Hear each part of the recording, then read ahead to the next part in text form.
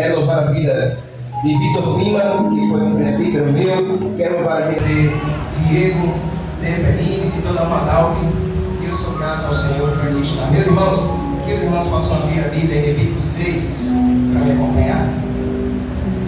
Em nome de Jesus.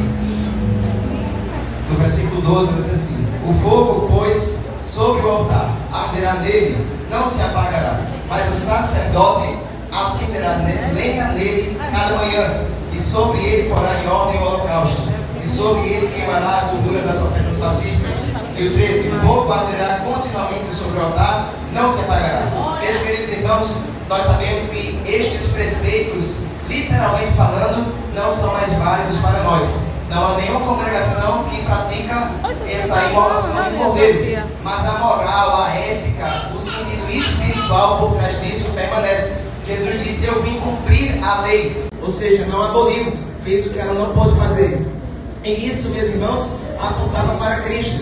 Nós sabemos, queridos, que o fogo arde continuamente sobre o altar. Porém, existe uma prerrogativa muito importante para que isso aconteça de maneira saudável, de maneira a ser a maneira que Jesus quer que aconteça. Isso é, nós não devemos nos apresentar diante do altar de Deus sem a lenha.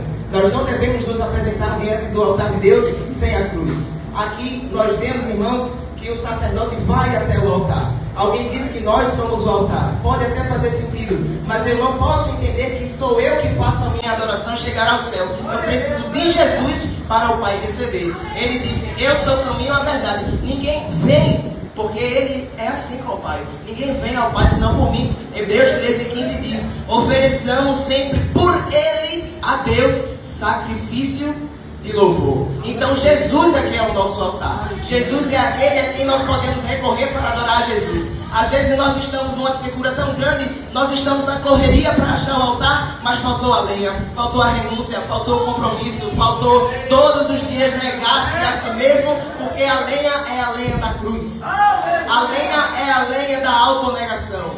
A lenha é a lenha do sacrifício. Se isso acontece, irmãos, é porque Jesus morreu por nós. Jesus disse: ninguém toma a minha vida, eu mesmo dou. Então, por causa dele é que nós podemos ter acesso ao altar. Às vezes a gente não consegue adorar Jesus porque a gente pensa que o altar está aqui. Mas o culto só acontece quando os gravetinhos se juntam, e aí o fogo vai com a calmaria pela pregação da palavra e vai se espalhando. Porque se eu acender um fogo e logo apagá-lo, não queima. Por isso que a palavra tem que ter reverência dela. Nossos cultos estão cheios de tudo, menos de fogo. Por quê? Porque não tem palavra. Mas eu não reservei isso para esse momento. Além de apontar para a morte de Jesus, também aponta para a ressurreição. Porque se há fogo é porque Cristo vive. Se há fogo é porque Ele ressuscitou. E há uma coisa que acontece quando nós estamos diante do altar de Deus, que é Jesus. A tristeza sai e a alegria vem. Quando Jesus morre, a esperança de termos um altar acaba. E aí Maria Madalena, diante do túmulo, pensa: puxa vida, não posso mais adorar. Levaram meu Jesus, onde é que ele está? Mas aí então ele vem, aparece e a chama pelo nome, dizendo: Maria. Ela logo responde: Rabi. Glória a Deus. Jesus veio para despertar a visão daquela mulher, porque ela estava diante de Cristo, mas o luto havia feito ela estar com uma visão espiritual encoberta. Mas Jesus veio, Mateus 28 e versículo 8 diz que Maria estava triste, irmãos, até a alma, chorando. Mas Jesus faz com que ela sinta uma alegria tão grande, que ela vai anunciar aos discípulos que Ele vive. Caminho de Emaús, vão passando aqueles dois discípulos, falando que o Nazareno tinha os reels mais famosos do Instagram, curando, salvando, libertando, operando milagres, mas morreu. E já é o terceiro dia. Jesus se achega a esses dois e, em vez de falar, irmãos, de corinho de fogo, em vez de falar até de louvor, porque o louvor é a palavra, não a palavra é o louvor. Porque se eu canto um louvor é por causa da palavra, a palavra que origina a adoração. E aí Jesus se achega e Ele não vai dar um Salmo 23, um Salmo 91, porque você for lá no estabelecimento de qualquer ídolo, está lá o quadro, mas não está no coração. Essa palavra está no teu coração esta noite? Amém, Jesus conhece. E aí Ele se achega, Ele vai falar de uma palavra bem pequenininha, vai começar em Moisés, vai terminar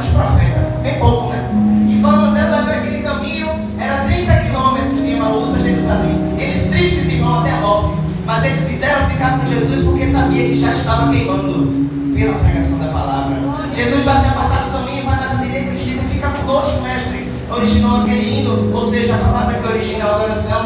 Aí Jesus fica. Para Maria ele se deu por conhecido, chamado pelo nome. Para os discípulos de Emaús ele se deu conhecido partindo o pão. E aí eles perceberam, era o Nazareno, aqueles que andaram 30 quilômetros, muxoxo, capenga, entristecidos, vão voltar os 30 na mesma hora. Meu Deus, está queimando aqui dentro, eu preciso avisar os discípulos, ele vive. Eu estava aqui triste saindo de Emaús, mas agora eu tenho que voltar para anunciar que ele vive. Aleluia! 2 encontros com o altar, os dois, alguém está triste, sai daí. Pedro quis largar tudo, até a sua função de pescador de almas, foi pescar peixe. Mas peixe, depois que come, vai embora, a alma é eterna. E aí Jesus aparece lá, e João vai ter o discernimento, vai dizer para Pedro, é o Senhor. Aí Pedro se veste, estava com a roupa de baixo de pescador, vai até o Senhor, depois fica aquela comunhão e Jesus restaura Pedro. No altar, irmãos, a restauração de identidade. No altar, irmãos, a restauração de comunhão. No altar, irmãos, a restauração de chamado.